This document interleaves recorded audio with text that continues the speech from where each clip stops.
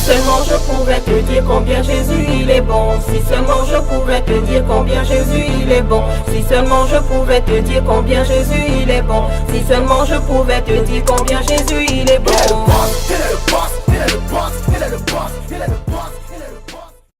Chers téléspectateurs, chères téléspectatrices, bonsoir. Aujourd'hui, nous nous retrouvons dans un nouveau numéro de Artes et Raissa Predication. Aujourd'hui, nous aurons à parler de la marche chrétienne. Marcher avec le Seigneur, c'est marcher dans ses pas. Et marcher dans les pas du Seigneur Jésus-Christ, c'est affronter les difficultés auxquelles Jésus a fait face.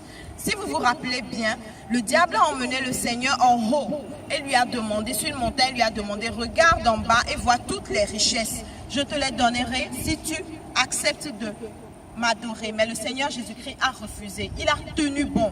Il a tenu à tel point qu'il a fini sur la croix. Mais en finissant sur la croix, il a accompli ce que son Père lui a demandé, c'est-à-dire l'œuvre de rémission, l'œuvre de rachat qu'il a fait pour nous. C'est-à-dire verser son sang pour chacun d'entre nous, afin que tous ceux qui l'acceptent soient appelés fils de Dieu. Actuellement, nous voyons qu'il y a beaucoup de chrétiens. Tout le monde reçoit le Seigneur Jésus-Christ. Mais l'on n'enseigne pas actuellement, ce que j'ai remarqué avec Artes, l'on n'enseigne pas aux chrétiens la véritable marche. La véritable marche avec le Seigneur Jésus-Christ consiste en la repentance quotidienne, consiste à se tenir prêt constamment pour l'arrivée du Seigneur. La véritable marche avec le Seigneur consiste à affronter les difficultés que le diable mettra sur notre passage. C'est accepter les persécutions, c'est accepter les difficultés.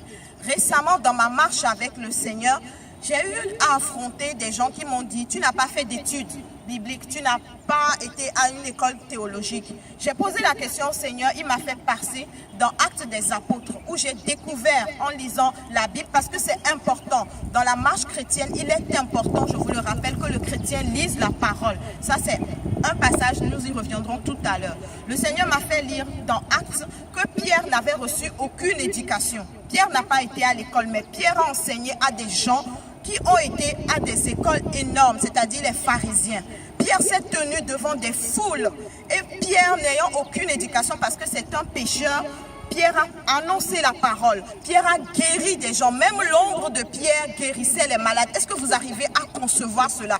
Quelqu'un qui n'a pas été à l'école, quelqu'un qui n'a reçu aucune éducation, mais qui parle du Seigneur. Et il ne le faisait pas seul, il le faisait parce que le Saint-Esprit était avec lui. C'est le Saint-Esprit qui s'exprimait au travers de Paul, au travers de Pierre, excusez-moi. Donc je reviens. Après avoir lu cela, j'ai compris quelque chose. Plus les persécutions viendront, plus les critiques viendront, plus vous serez rassurés que vous êtes dans la bonne marche avec le Seigneur. Et en ce moment, sans vous mentir, j'ai été rassuré et j'ai remercié mon Seigneur. Je reviens à ce passage où je disais, les difficultés vont arriver, les problèmes vont arriver, mais accrochez-vous au Seigneur. La marche chrétienne, le Seigneur Jésus-Christ nous dit quelque chose. S'ils m'ont persécuté, ils vous persécuteront. Beaucoup de chrétiens pensent actuellement que le Seigneur Jésus-Christ, c'est quoi? C'est quelqu'un qui vient pour vous donner la gloire, c'est quelqu'un qui vient pour vous donner la richesse, c'est quelqu'un qui vient pour vous acheter les grosses voitures, parce que c'est ce que l'on nous montre. Laissez-moi vous dire que Jésus n'est pas venu pour ça. Jésus est venu vous faire marcher sur sa voie. Et sa voie, c'est quoi? Accepter la repentance. Accepter d'abandonner le péché.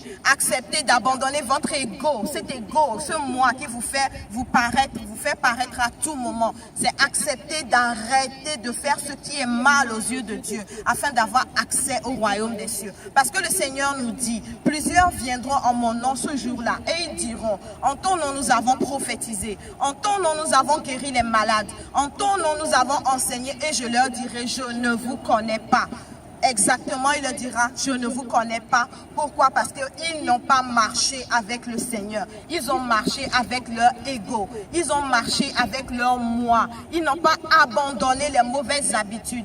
Beaucoup de chrétiens, le Seigneur nous dit, tu ne commettras pas d'adultère, tu ne commettras pas de fornication. Mais je vous pose la question aujourd'hui, combien de jeunes couchent avant le mariage? Combien de jeunes ont des relations sexuelles avant le mariage? À toi, jeune chrétien, j'ai cette question à te poser. Tu es dans ton église, tu chantes dans la chorale, mais est-ce que tu sais qu'aucun chérubin, aucun séraphin n'a de relation sexuelle avant de se présenter devant le Seigneur? Jeune fille, est-ce que tu te couvres la tête avant d'annoncer la parole de Dieu? Est-ce que tu te couches avant de te couvres la tête avant de prier? Parce que c'est bien écrit dans la Bible. La femme doit se couvrir la tête. Pasteur, est-ce que vous arrivez à dire ces genres de vérité à vos fidèles? Arrêtez les messages de motivation parce que l'heure sonne. L'heure est bientôt là où le Seigneur viendra. Et ce jour-là, le Seigneur nous posera la question. Est-ce que vous avez marché avec moi? Jeune chrétien, réveille-toi, reprends-toi en main. Ramène-toi sur le chemin que le Seigneur a tracé pour toi. Et ce chemin, c'est quoi? C'est prier pour ton professeur qui veut t'entraîner vers la fornication. C'est prier pour ton directeur qui te demande de coucher avec lui avant d'avoir les notes. C'est prier pour tes camarades qui t'emmènent à porter des choses indécentes. C'est prier pour ceux qui t'entourent et te veulent du mal. Ce n'est pas tout le temps dit « abat ce démon, abat cette sorcière ». Le sorcier, le démon t'attaque parce que ta marche chrétienne n'est pas bonne. Ils viennent vers toi parce que tu laisses les portes ouvertes.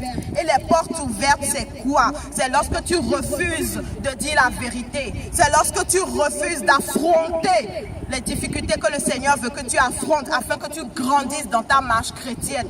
Lève-toi, jeune chrétien. Le monde passe. La preuve, Johnny Hallyday est mort la dernière fois. Cet homme a fait sa vie, mais il est passé.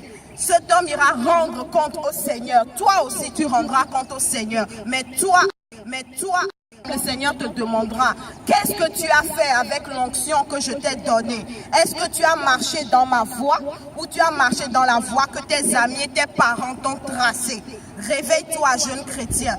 Ce soir, le message de Arthez et Raissa Predication s'adresse aux jeunes chrétiens. La jeunesse va mal. Ce n'est pas prier qui va vous apporter les diplômes. Levez-vous, étudiez et appelez le Seigneur le fera pour vous. Reprenez la marche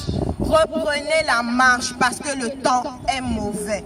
Je vous remercie, je vous dis merci de nous avoir suivis ce soir.